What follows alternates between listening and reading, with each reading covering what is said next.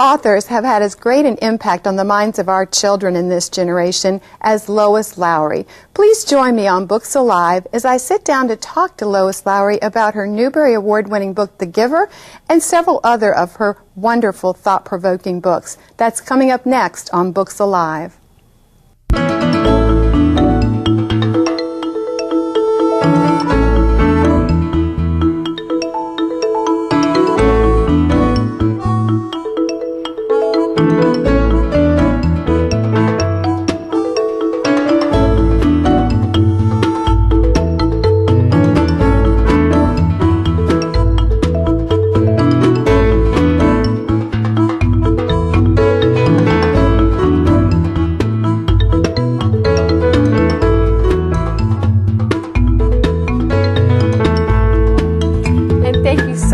For joining us today. It is my very great pleasure and privilege to have joining me with the studio today, Miss Lois Lowry. Thank you so much for being here. Thank you. This is so wonderful.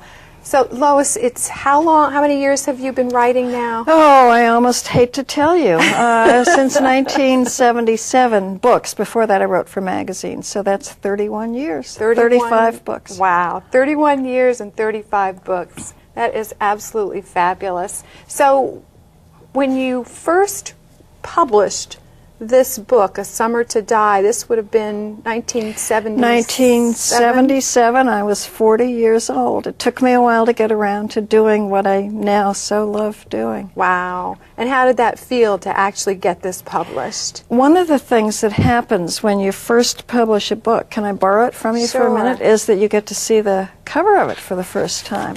And this one, I think, has a particularly lovely cover. So it was a thrill to see that. But also, for another more personal reason, this was the story from my own experience. My own sister had died when we were young, and so this is the story of two sisters and the effect on the whole family of the death of the older teenage girl.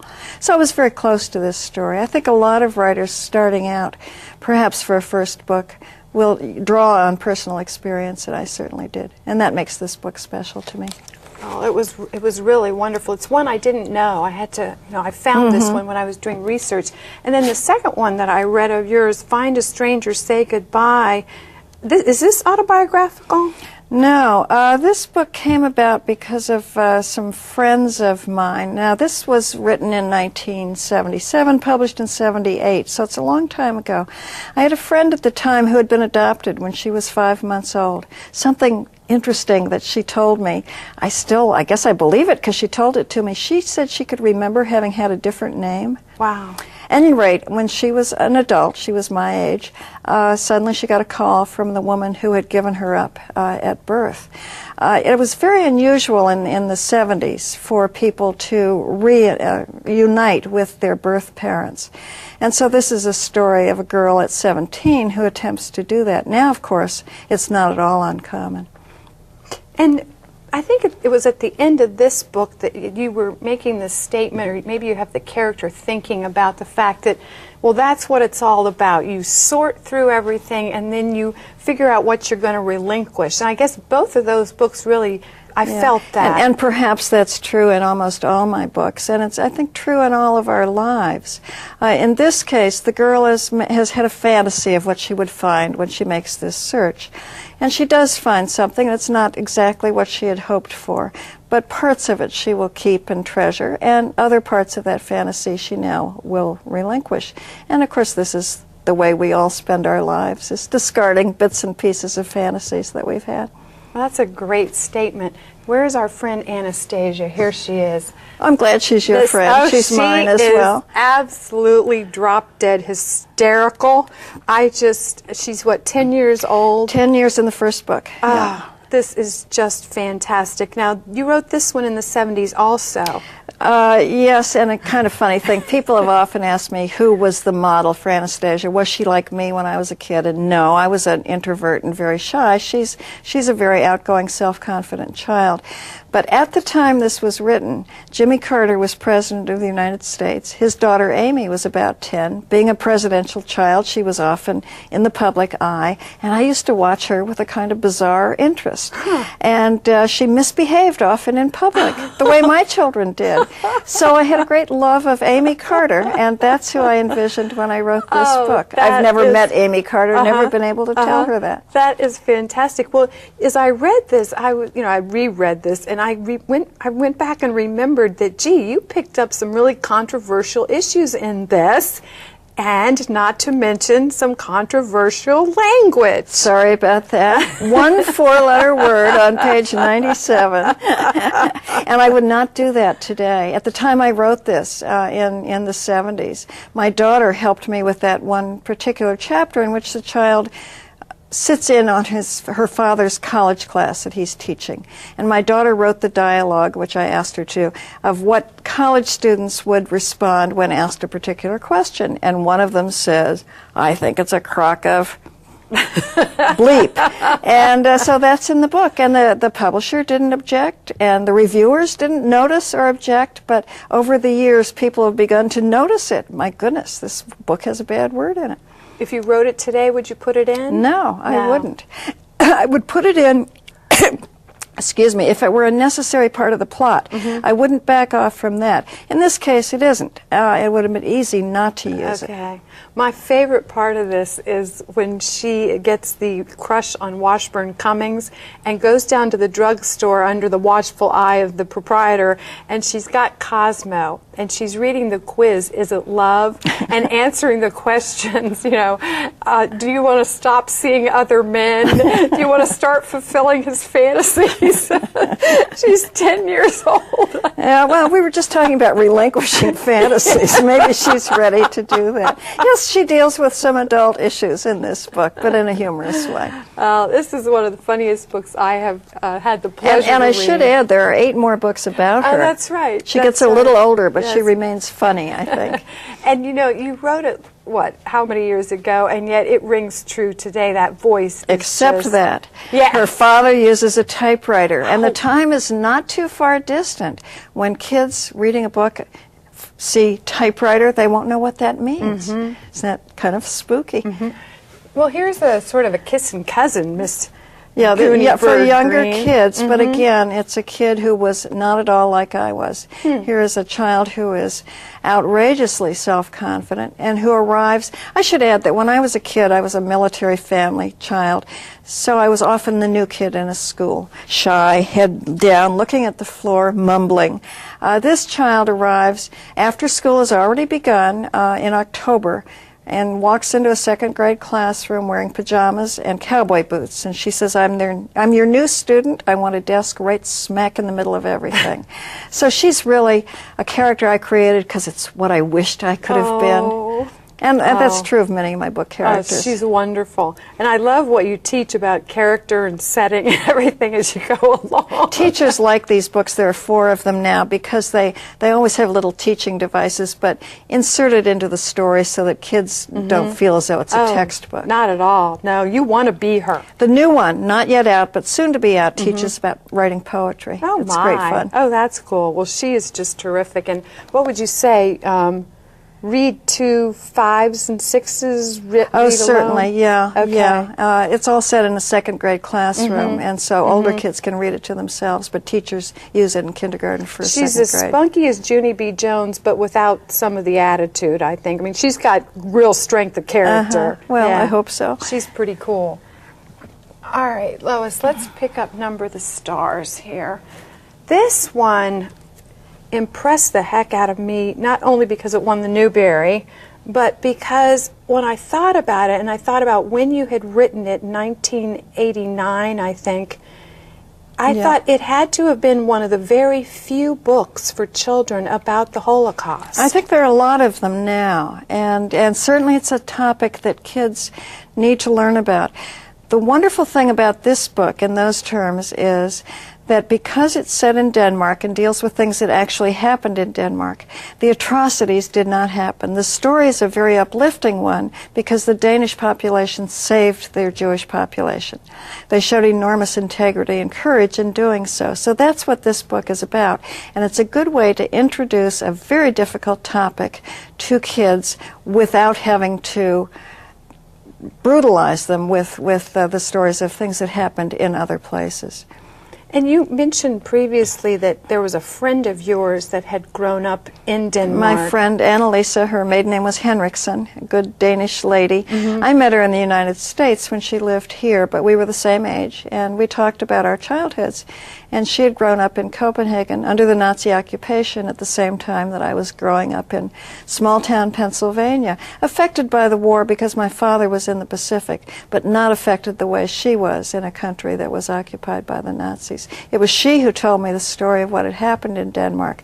She who directed me to people I could talk to in Denmark when I was doing research for the book. A generation of people who are dying off now, members of the resistance in 1943 who were still alive when I wrote this book, and I was able to talk to them. Is that how you got the information about the dogs? That I got out of a book, and it was just a little detail that was so graphic. And I was partly through the writing of this book, and I saw that, and I said, "Oh yes!" And I was so glad to have found it. But my friend had not known about that. It was a little known fact about that time. When you write, do you have a sense of the structure of the whole book as you go?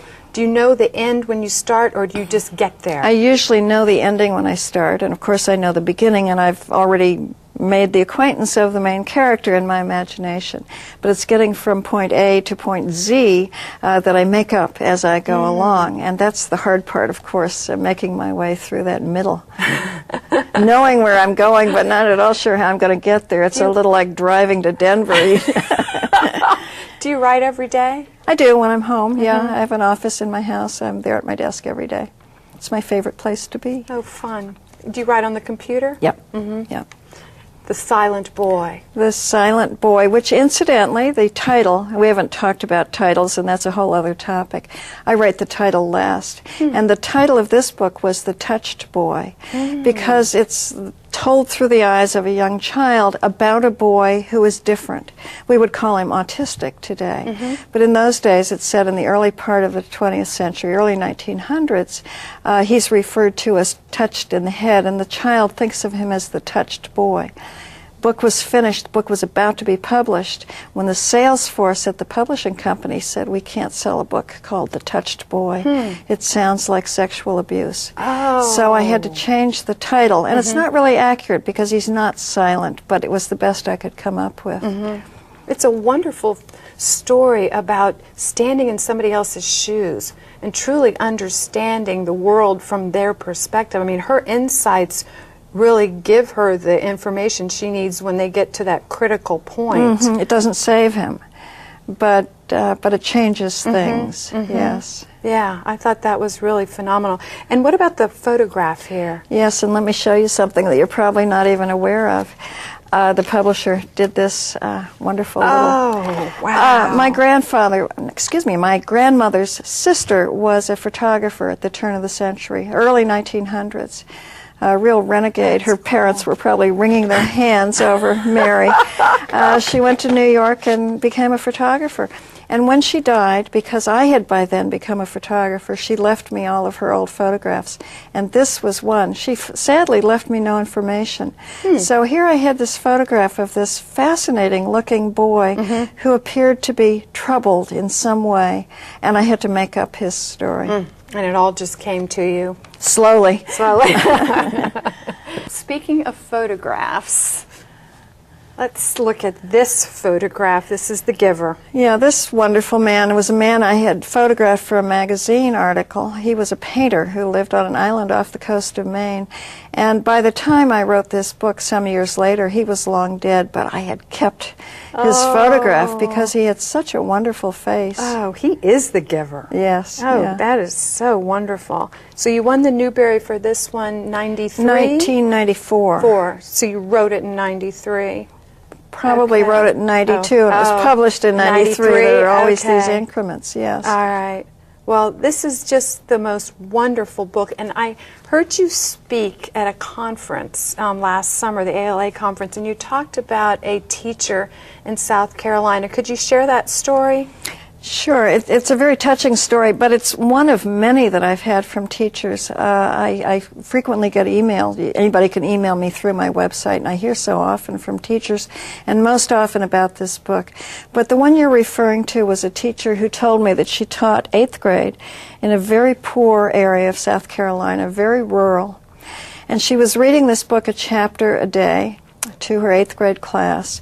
And there came a day when it snowed, which is rare in South Carolina, and school was closed. And she was at home.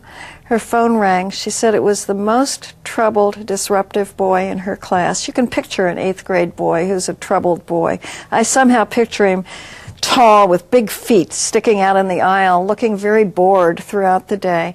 But he called her at home, she said, and begged her to read him the next chapter of the book.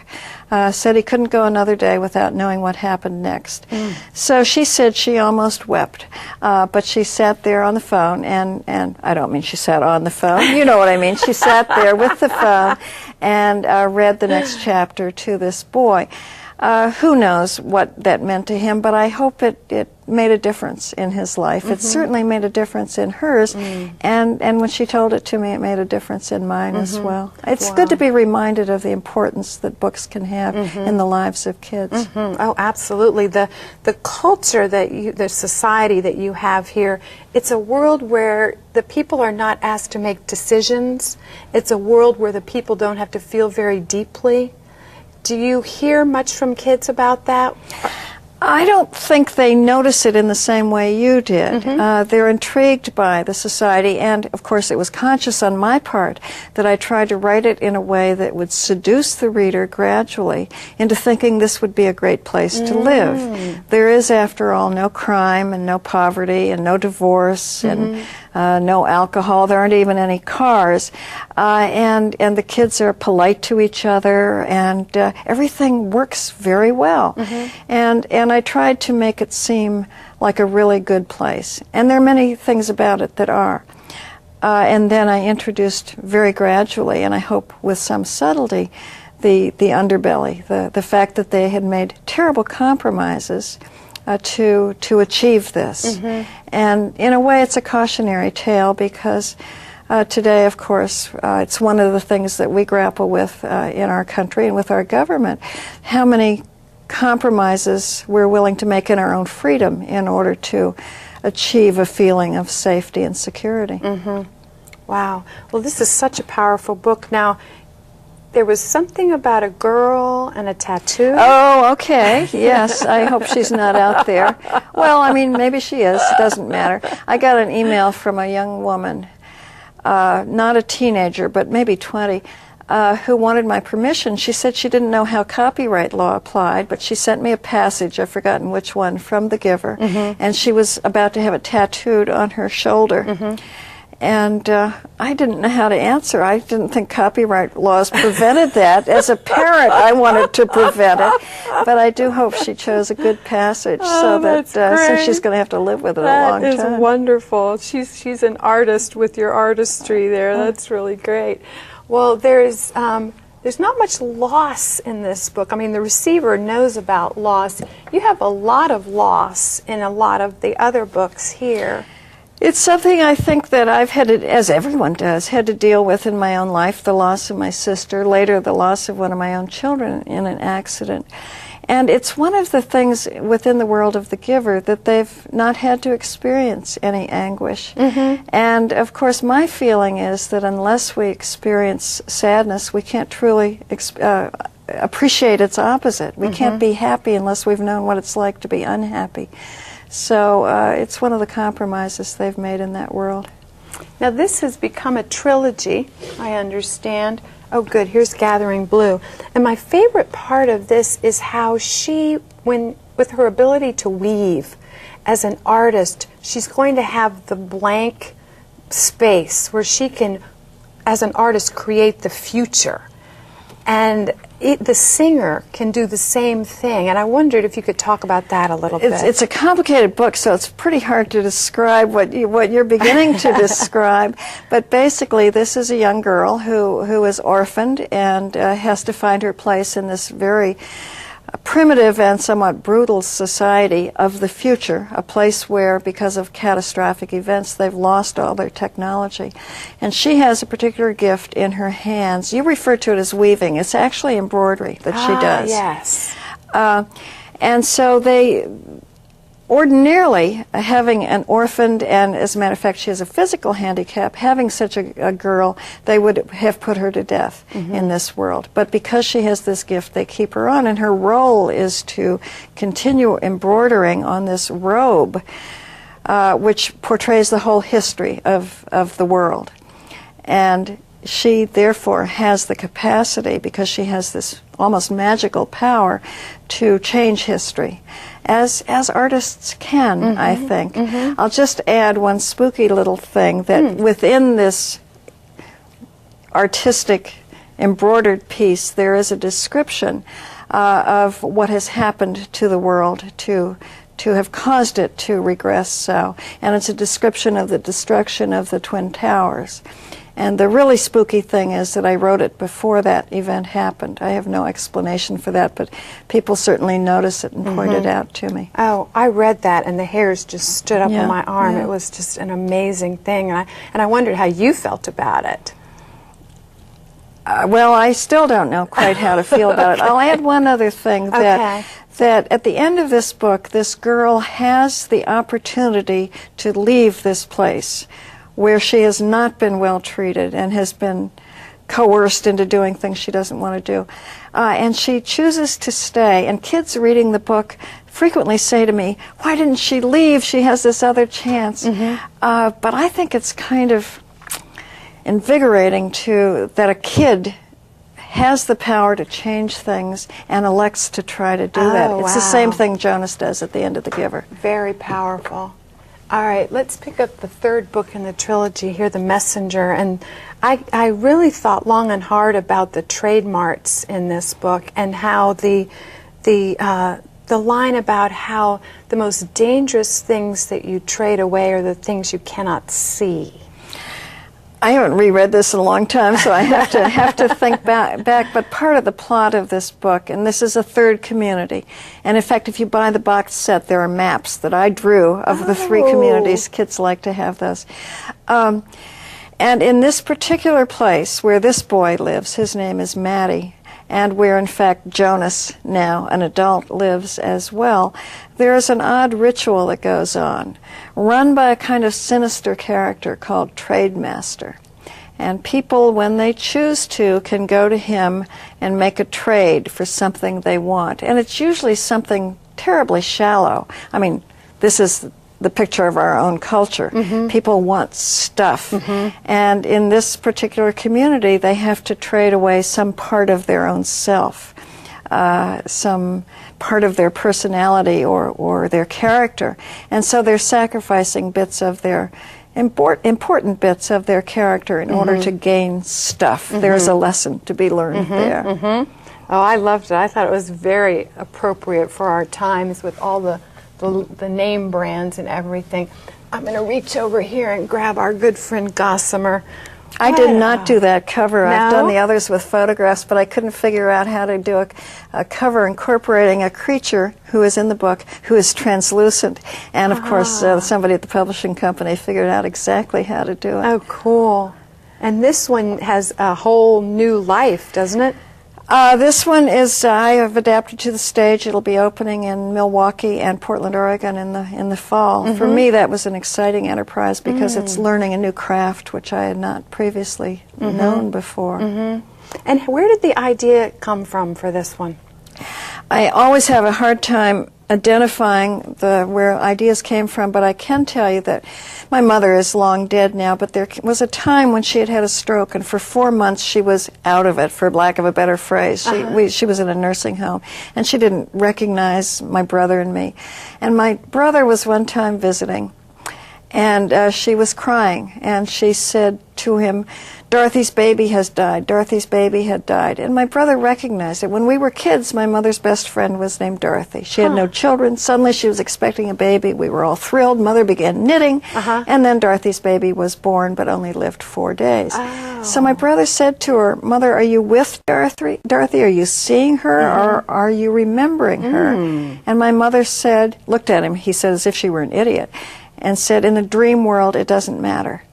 So I began thinking, that's such an interesting phrase, about the dream world. The world of dreams, I think, is fascinating to all of us. So that's what this book is about, where that comes from. I loved the warmth in here and how the people, the mom that's struggling so much and the people in her world just nurture her and give her, and you can just see her begin to grow. It was a wonderful book. Just Thank you. Great. And let's reach over and get the brand new baby here. The Willoughbys.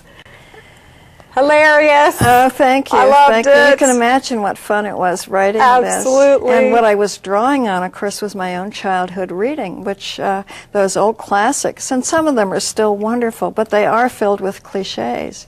And when I began thinking about that, I decided to write a book which is filled with all the same cliches. In the very first chapter, the children in the book find a baby on their doorstep. That happened in books that I read when I was a child. I very much wanted to find a baby on my own doorstep. It didn't happen, but these children do.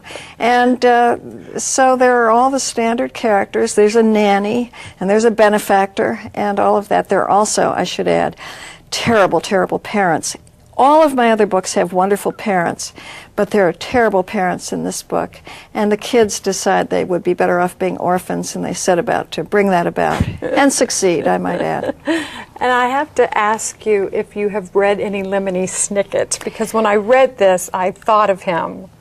Other people have made that comparison. I confess I have never read any Lemony Snicket, and yet Daniel Handler, who is Lemony Snicket, reviewed this book and gave it a very nice review. So I found out his email address and sent him a note to thank him. I had to confess I hadn't read his books. I think of this very much as like Edward Gorey. I don't know if you're familiar with his, but he's the one that I think of. Ah, okay.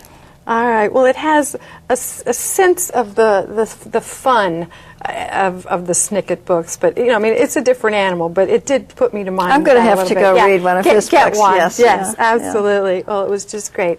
Well, I want to ask you a tough question now, because I was reading in the Washington Post on Sunday, and there was an article about science culture and technology, and they were saying that technology grows exponentially, and because of that, it's going to be able to resolve our issues of disease, poverty, things that are, you know, problems in the environment. Anything you can think of, just about, they were putting at the door of technology as being the answer.